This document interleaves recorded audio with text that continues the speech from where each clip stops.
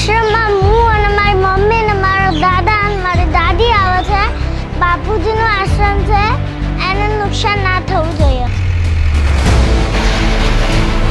लाखों करोड़ों की आस्था का केंद्र जब टूटने की कगार पर आता है, तब वही लाखों करोड़ों लोग एक होकर अपना पूरा जोर लगाकर अपनी बुलंद आवाज और हौसले के साथ जन जन को जगाते हैं. सनातन बचाओ! सनातन बचाओ!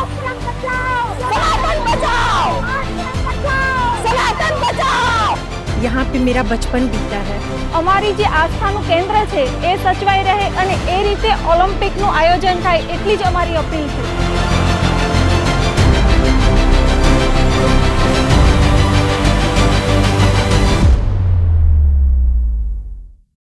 आजकल संत श्री आशाराम जी आश्रम बड़े चर्चे में हैं. इस आश्रम को खाली करने का नोटिस आया है. उसी को लेकर हजारों महिलाओं ने आश्रम में आंदोलन के द्वारा अपनी आवाज सरकार तक पहुंचाने का अभियान चलाया है. पूरा वीडियो देखकर कमेंट में अपने विचार जरूर बताएं. शर्त भंग के नाम पर आश्रम को तोड़ने की कोशिश की जा रही है, जिसका विरोध प्रदर्शन करने के लिए यहाँ पर बहुत सारी बहनें और बहुत सारे भाई एकत्रित हुए हैं. आज एक बहुत बड़ा मुद्दा हमारे सामने है कि किस तरीके से संत श्री आशाराम जी आश्रम अहमदाबाद को तोड़ने की कोशिश कर रही है. लगभग 50-55 वर्षों से ये आश्रम चल रहा है. तो हम जानते हैं कि किस तरीके से यहाँ पर ये धरना प्रदर्शन चल रहा है, उनकी क्या इच्छाएं हैं, क्या मांग है, वो क्या चाहते हैं. तो जानते हैं हम. और भी बहनें यहाँ पर एकत्रित हुई हैं. माता जी कहाँ से आए आप? રાજકોટ થી આવી છું. મારું કહેવાનું એક જ છે કે પહેલાના જમાનામાં મહાપુરુષોને સંતોને જમીન આપતા હતા કે તમે તપ કરો, જપ કરો, અહીંયા આધ્યાત્મિક વ્યવસ્થા આગળ વધારો. અત્યારે આપવાનું તો દૂર और તમે લૂંટ કરવા બેઠા છો. આ સરાસર લૂંટ છે.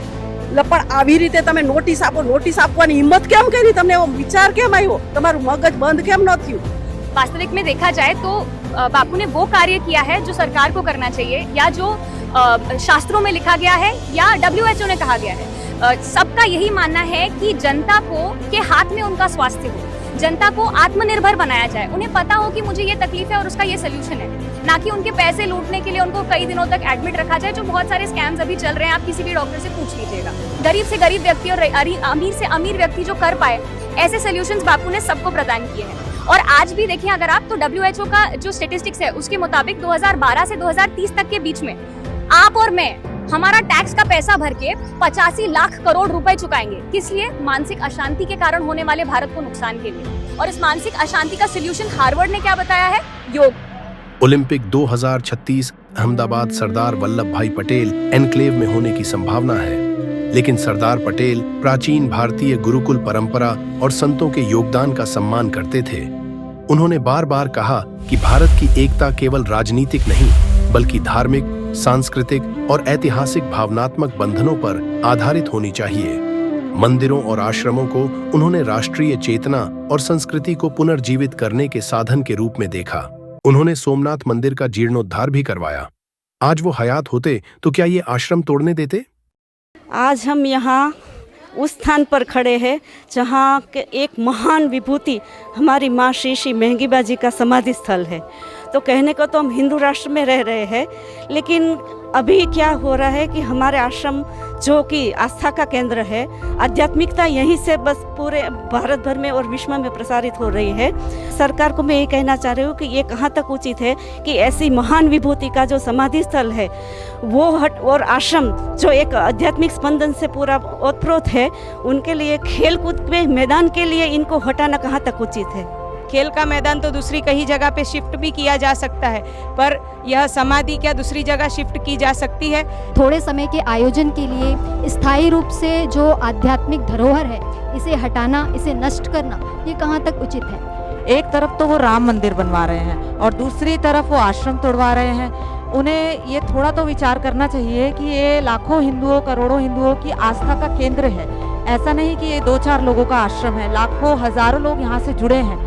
सरकार से हम आग्रह करते हैं, निवेदन करते हैं कि वो जन भावनाओं को समझे, धार्मिक संवेदनाओं को समझे, सनातन संस्कृति की जड़ों को उखाड़कर फिर अब विकास करना जो चाहते हैं ये उचित नहीं है. यह आश्रम केवल एक आश्रम नहीं, एक तपस्थली है।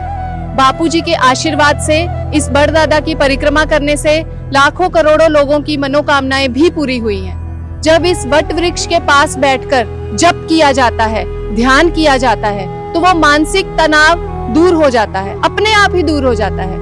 आज हम सब मिलकर एक ही मांग सरकार से कर रहे हैं कि संत श्री आशाराम जी आश्रम के खिलाफ जो भी गैर कानूनी कार्रवाई की जा रही है उसे बंद करें। 60-65 साल पहले इस भूमि पर ही दारू की भट्टियां चलती थी। उस भूमि को पूज्य बापूजी ने एक विशाल तीर्थ स्थल बना दिया है।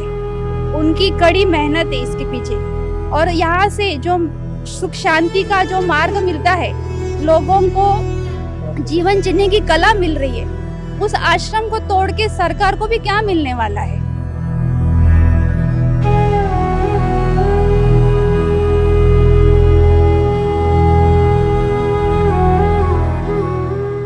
हम जहाँ खड़े हैं ना, भक्ति साधना मंदिर, यहाँ जो साधन भजन और तपोस्थली बना है, ये है संत श्री आसाराम जी बापू का कमाल है।